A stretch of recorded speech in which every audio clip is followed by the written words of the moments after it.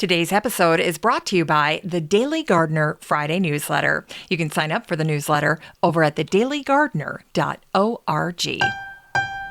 Hi there, and welcome to The Daily Gardener, a podcast about garden history and literature. I'm your host, Jennifer Ebling, and today is May 20th. Happy National Pick Strawberries Day. And here are a few fun facts about this beloved sweet fruit. And we'll kick things off with the etymology of the word strawberry. It's likely a corruption of the phrase strewn berry, which would reference the way that strawberries produce, which is very prolifically thanks to the runners, which results in berries strewn on the ground. And so from strewn berry, we get strawberry. And the fear of strawberries is fragoriophobia.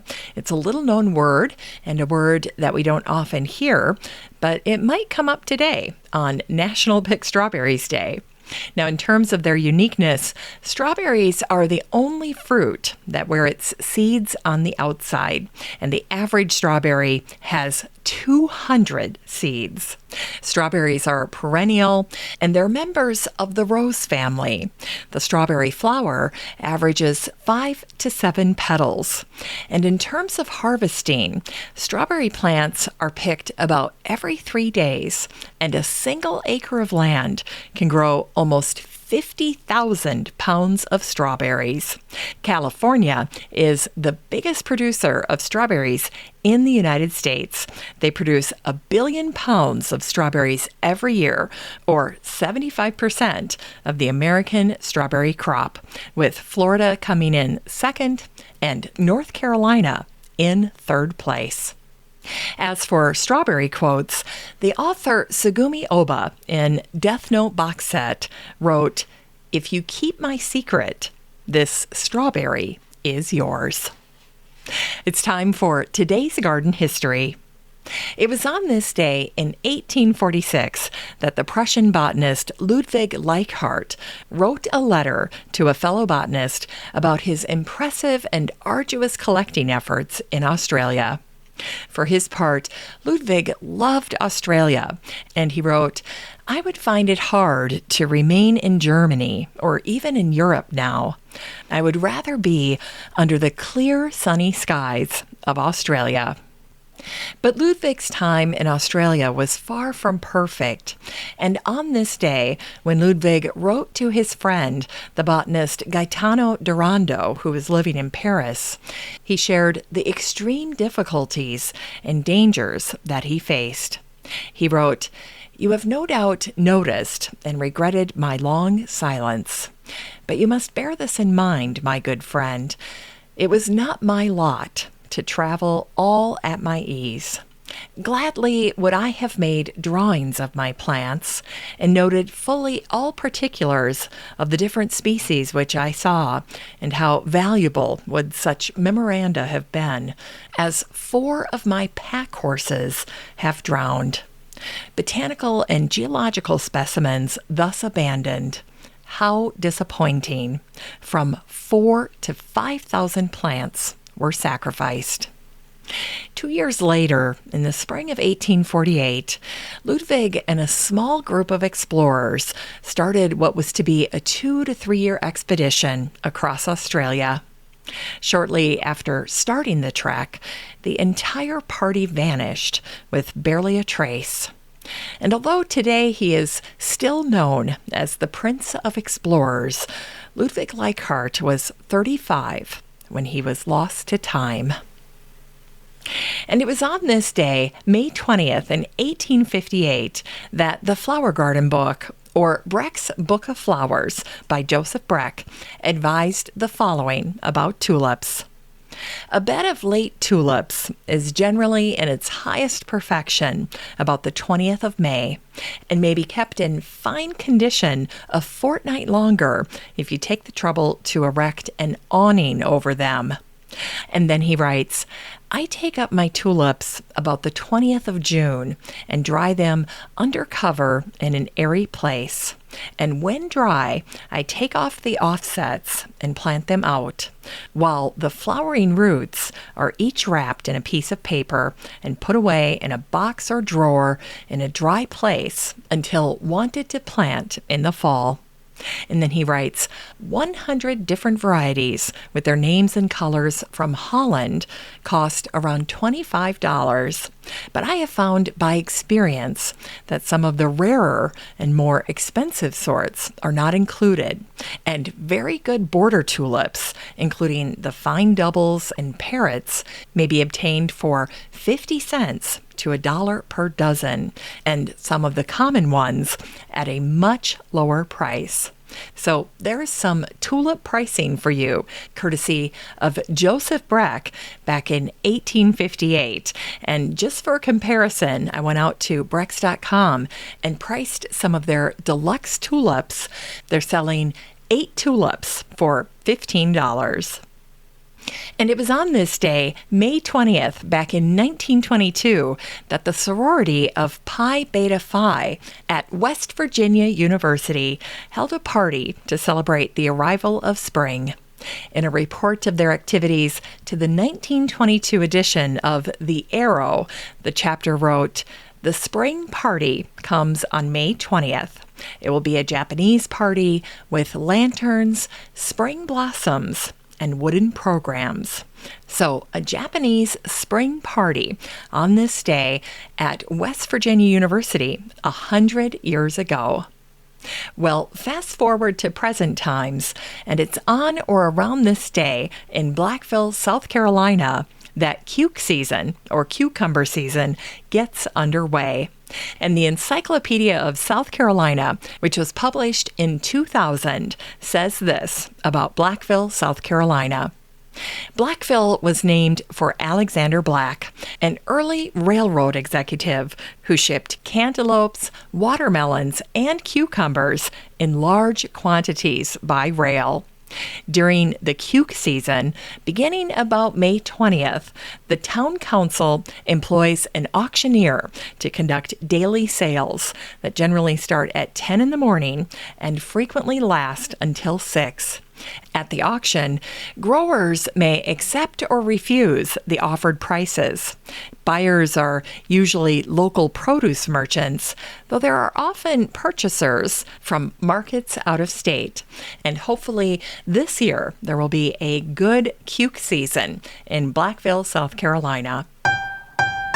It's time to grow that garden library with today's book, Garden Maker by Christy Purifoy.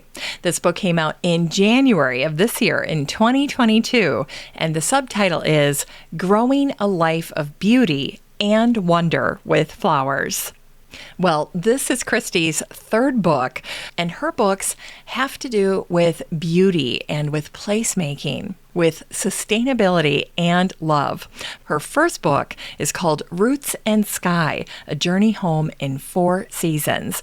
And this is about the purchasing of her beautiful property called Maplehurst in Pennsylvania. And then her second book that came out in 2019 is called Placemaker, Cultivating Places of Comfort, Beauty, and Peace. And this is about creating a garden home for yourself. And so I look at her latest book, Garden Maker, as part of this garden trilogy. And in this very spiritual and inspirational book, Christy walks us through how to grow a beautiful garden and create your own little slice of heaven here on earth. Now, in addition to teaching you how to make a garden, Christy is a cut flower expert, and she's a master at creating beautiful bouquets and other arrangements. And in this book, she teaches you some of her tried and true techniques, her easiest bouquet recipes, in addition to sharing her list of favorite shrubs. She calls these superhero shrubs. Her favorite flowers, she calls these flowers of importance. And then last but not least, her favorite self-sowers in a section she calls Self-Sowing Salvation. A little fun alliteration there. Now, Christy is a lyrical writer. Her tone is super friendly and personable. When I read one of her books, I always feel like I'm reading something that a garden friend wrote for me. But best of all, and I think more important than any of her credentials, is her passion for plants and for the garden, because that comes through loud and clear in every word that she writes in this book. So I wanted to end this review today with a little excerpt from what Christy wrote in the introduction to Garden Maker. She writes, "I grow flowers because I cannot help myself. I grow flowers as if some magician at the center of the universe has cast his spell on me, and I will never want my old unenchanted life back again. In my flower garden, I am the weaver of stories. In my flower garden, I am the composer of seasonal songs. Or maybe I am more conductor than composer. This garden of mine is certainly singing a song, but the song delights me, moves me, and surprises me. I cannot recommend flower growing for the sober-minded. I cannot recommend it for those afraid of mysterious rabbit holes who prefer to keep their 2 feet fixed firmly to a clean and solid and entirely predictable floor. I cannot, in good conscience, recommend intoxicating moonflowers or romantic roses to anyone who values utility and efficiency and productivity above all. But for those who read fairy tales or cry at arias, for those who suspect that heaven lies just beyond the veil of this everyday world, well, to those I say, welcome to the garden. Welcome to this holy work. I understand if you're afraid.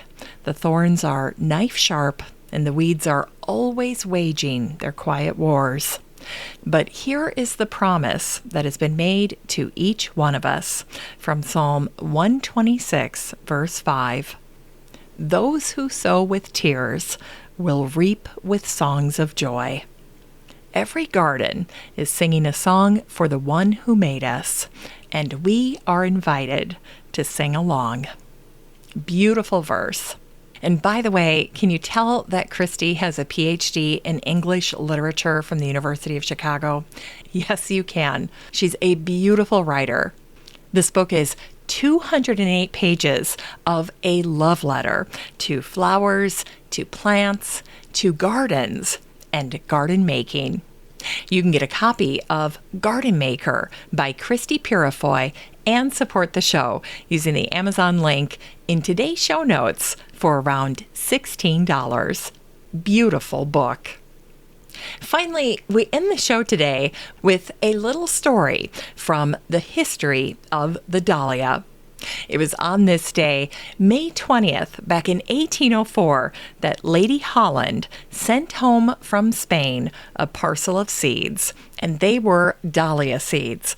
And the story was shared in the Complete Dictionary of Practical Gardening. It was published in 1807, and it says, in the spring of 1805, all the parcels of seed were sown, including 4 varieties of dahlia.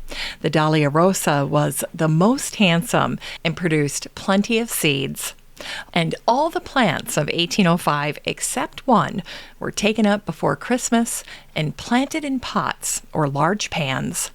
They were kept in a very cold greenhouse, and they began to push new shoots in the middle of April the following year. Well, the genus Dahlia gets its name from the 18th century Swedish botanist Andreas Dahl, and surprisingly, after Lady Holland introduced them to Europe, many top gardeners considered the dahlia just too flamboyant to use in their gardens. But in modern gardens, dahlias are beloved, and both the roots and the flowers are used medicinally. And the dahlia is the official flower of both Seattle and San Francisco. And finally, if you're planning a wedding, dahlias are the perfect flower for the bridal bouquet. In florography, or the language of flowers, the beautiful dahlia represents commitment and everlasting love. Well, that's it for today's show. Thank you so much for listening. And just a reminder that you have a standing invitation to join the free Facebook group for listeners of the show. The next time you're over at Facebook, just search for Daily Gardener Community, where you'd search for a friend and then request to join. And if you'd like more of The Daily Gardener, you can subscribe to the newsletter over at thedailygardener.org. And don't forget that you can also show your support for the show by using the Buy Me a Coffee link over at the website or in today's show notes. This is Jennifer Ebling. Thanks for listening to The Daily Gardener. And remember, for a happy, healthy life, garden every day.